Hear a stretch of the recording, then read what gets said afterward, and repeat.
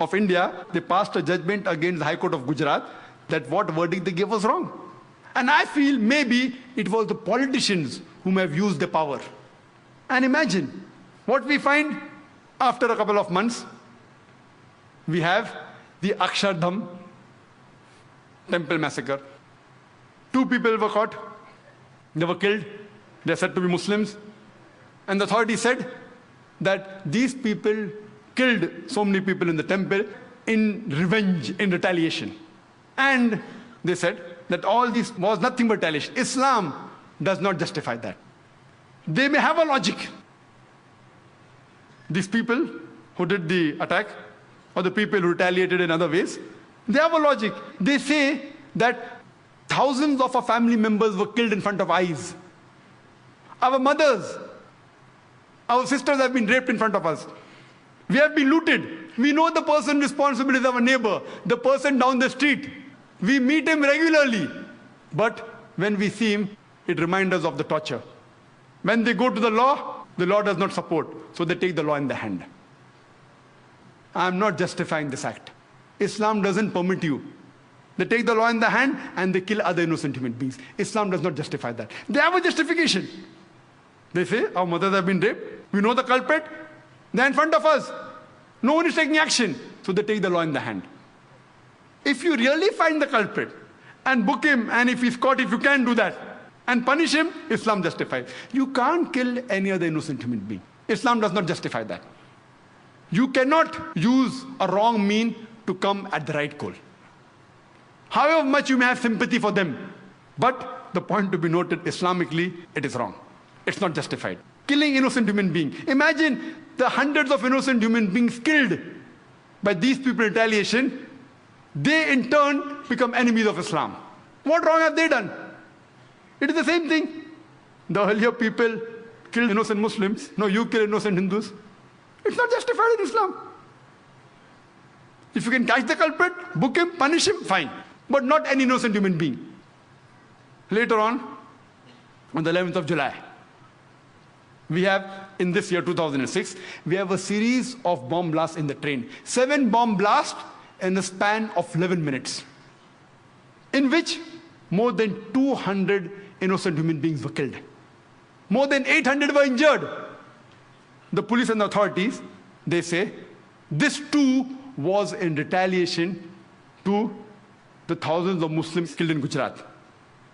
The authorities say it is the hand of the LET, Lashkar-e-Toiba. If you look at the sequence of events, could this have been prevented? Easily.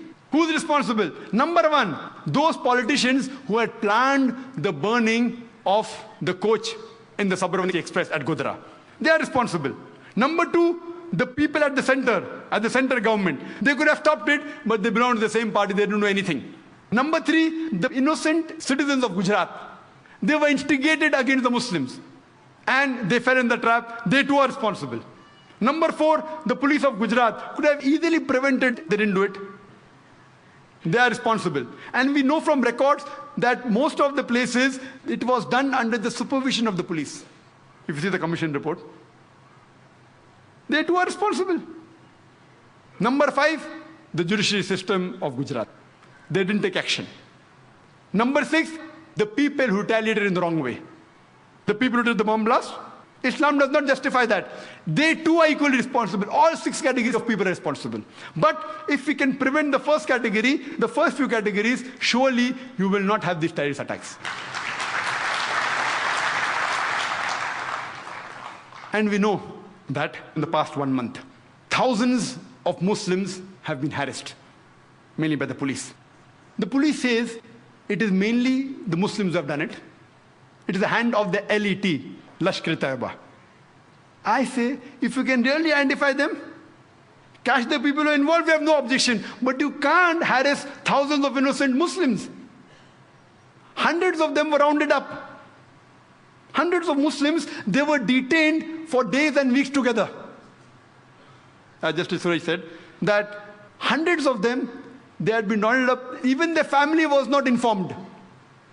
Imagine. And the thousands of innocent family members, they too have been harassed. We know about 22 to 25 so far, have been officially arrested. All of them, 100%. None of them, not a single arrested case is directly linked with the train bomb blast of Bombay.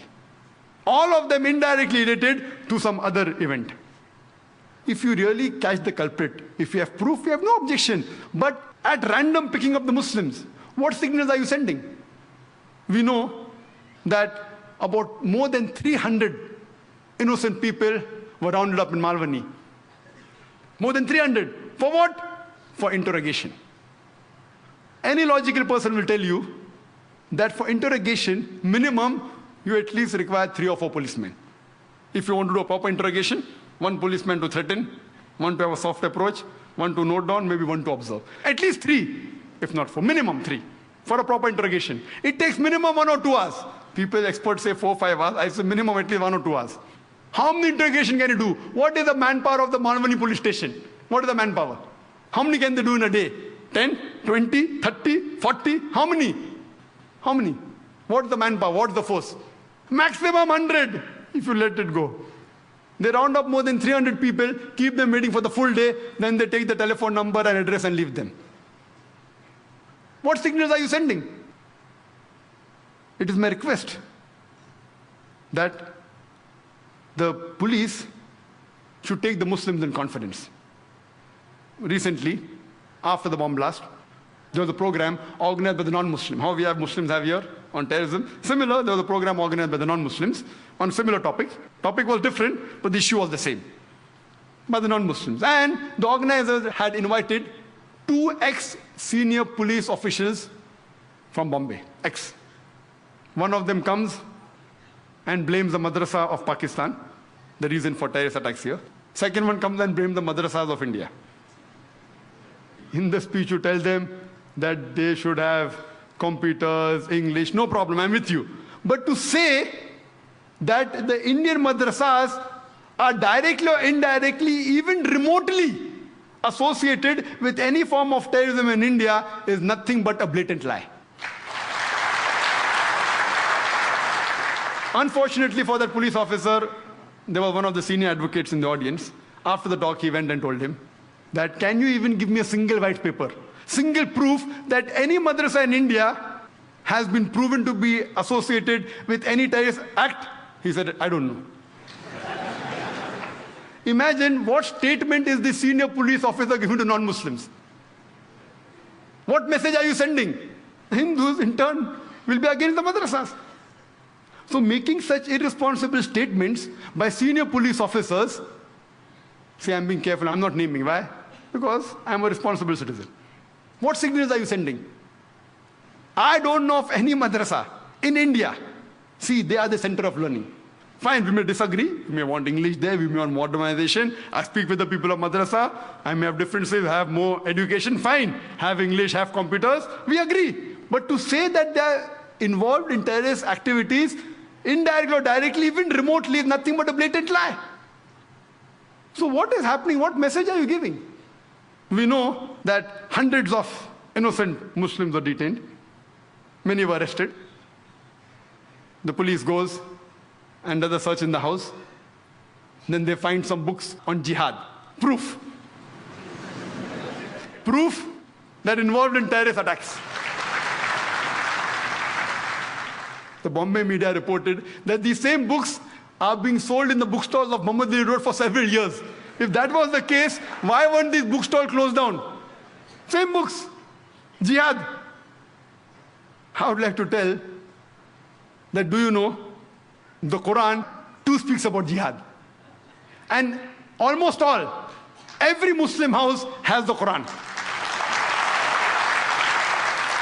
Do you mean to say that you're going to arrest all the Muslims of Bombay?